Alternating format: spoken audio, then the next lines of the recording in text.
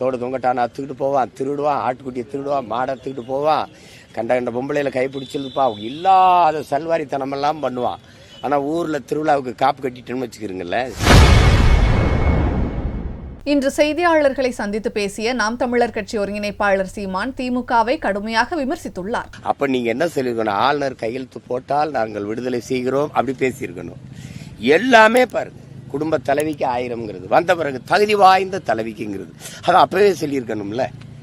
நீட்டு தேர்வை காங்கிரஸ் தலைமையிலான ஆட்சி எங்க கூட்டணி ஆட்சி அமைந்தால் நாங்க ரத்து செய்வோம், நீக்குவோம்னு பேசியிருந்தா அது வரல, நாங்க என்ன செய்யறதுன்னு சொல்றதுல நியாயம் இருக்கு.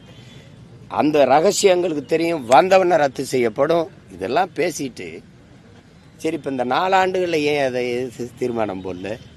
ஏன்னா அடுத்த 6 மாசத்துல தேர்தல் வருது தானே. கச்சத்தீவை நேற்று எடுத்து கொடுத்தீங்களா? கச்சத்தீவை நேற்று எடுத்து கொடுத்தீங்களா? சொல்லுங்க, நேற்று கொடுத்தீங்களா? திடீர்னு கச்சத்தீவை மீட்க ஒரு தீர்மானம், நீட்டு தேர்வுக்கு எதிரான ஒரு தீர்மானம்.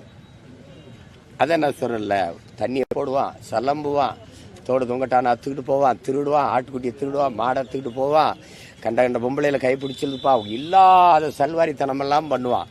ஆனால் ஊரில் திருவிழாவுக்கு காப்பு கட்டிட்டேன்னு வச்சுக்கிறீங்கள, கோயில் திருவிழாவில் அவனும் காப்பு கட்டிக்கிடுவான்.